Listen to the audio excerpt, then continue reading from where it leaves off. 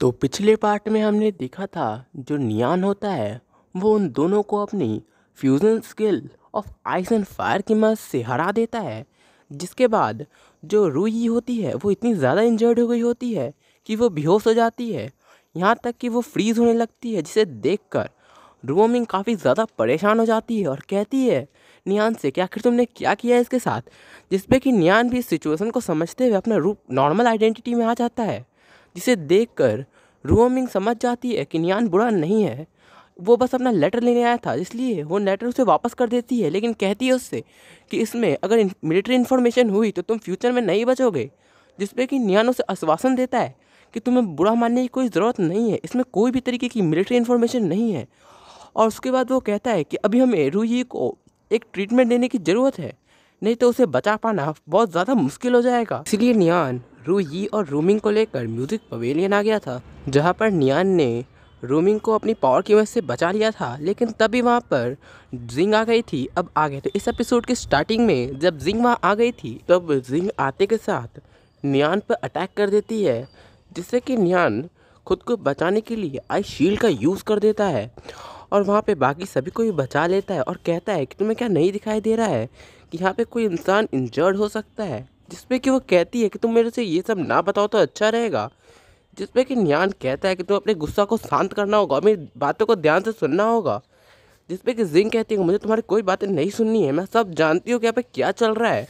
और ऐसा कहते के साथ फिर से अटैक करने वाली होती है, लेकिन नियान इस बार अपनी पावर का यूज़ करके आसपास पूरा धुआं धुआं कर देता है और वहाँ से जाने से पहले कहता है कि मैं यहाँ से जा रहा हूँ क्योंकि मुझे अच्छे से पता है कि जिंग मेरी बातों को जल्दी नहीं मानेगी और अगर मैं ज़्यादा देर तक यहाँ रुका तो हो सकता है कि कोई इंसान भी इंजर्ड हो जाए, इसलिए मुझे यहाँ से जाना होगा।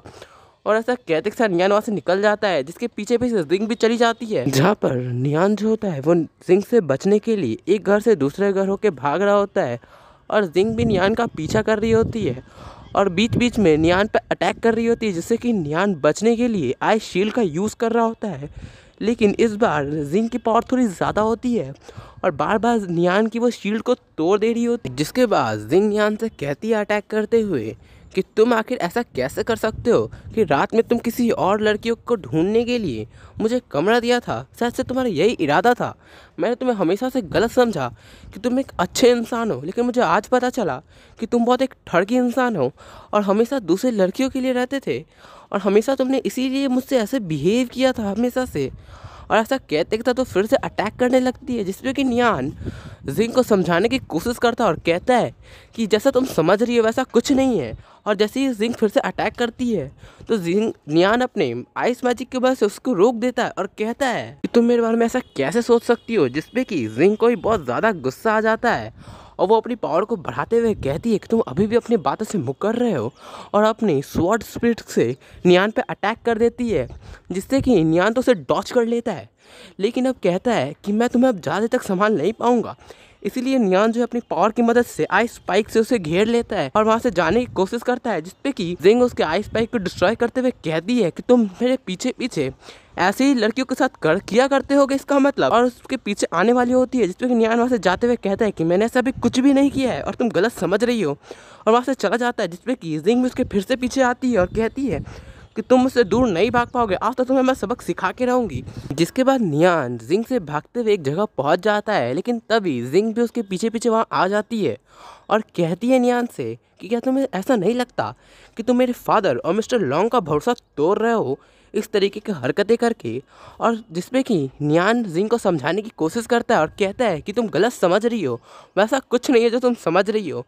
जिसपे कि जिंग कहती है कि मैंने तुम्हारे लिए सब कुछ घर बार सब कुछ छोड़ के मैं तुम्हारे लिए आ गई, लेकिन फिर भी तुम मेरे साथ ऐसे बिहेव कर रहे हो और साथ ही साथ तुम्हें ऐसा क्यों लगता है तुमने मुझे हरा दिया है। जिसपे कि नियान जिंग को समझाने की कोशिश करता है, लेकिन फिर सोचता है कि अगर मैंने जिंग को और ज्यादा गुस्सा दिलाया तो हो सकता है कि ये मुझसे दूर चली जाए और मेरे से कहीं बात ना करे, जो कि जिंग के लिए ही अच्छा होगा। नहीं तो फ्यूचर में हो सकता है कि जिंग के लिए कोई खतरा है जिससे कि मैं उसे ना बचा पाऊँ। इसीलिए नियान अपने पास से च्यूसन ब्लेड निकाल लेता है और कहता है कि ये तुम्हारे किसी भी मतलब की बात नहीं है। जिसपे कि जिंग कहती है कि तुम मुझे किस तरीके का एटीट्यूड दिखा रहे हो, और ऐसा कहते के साथ जिंग नियान पर अटैक करती है, लेकिन नियान अपने फायर मैजिक की मदद से उसे पीछे कर देता है और कहता है कि तुम्हें शांत होना होगा, मैं तुम्हें किसी तरह का भी चोट नहीं पहुंचाना चाहता हूँ।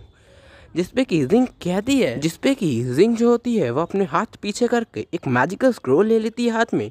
और नियान की तरफ बढ़ने लगती है अपने स्वॉर्ड की मदद से और साथ ही साथ अटैक भी करती है, जिसपे कि नियान उसे शांत होने के लिए कहता है। लेकिन जिंग कहती है अटैक करते हुए कि क्या तुम्हें सच में ऐसा लगता है कि तुम मुझसे दूर भाग पाओगे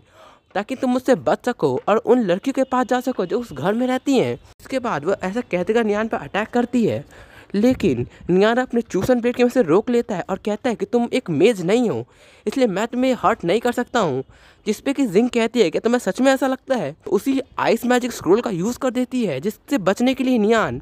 आइस शील्ड का यूज़ करता है। लेकिन उस मैजिकल स्क्रोल की पावर इतनी ज़्यादा होती है कि नियान भी दूर फेंका जाता है और दीवार पर लगने की वजह से उसके हाथ में भी आइस चेन लग जाती है। जिसके बाद जिंग उसके पास आते हुए कहती है कि मैं तुम्हारे लिए आखिर क्या लगती हूँ। जिसके बाद हम लोग का ऐसा कहते के साथ जिंग के हम लोग का ये एपिसोड यहीं ख़त्म हो जाता है। तो गाइस नेक्स्ट एपिसोड भी जल्द ही आएगा, तो आप लोग चैनल को सब्सक्राइब कर लीजिए और कमेंट कीजिए। तो मिलते हैं गाइस नेक्स्ट एपिसोड में।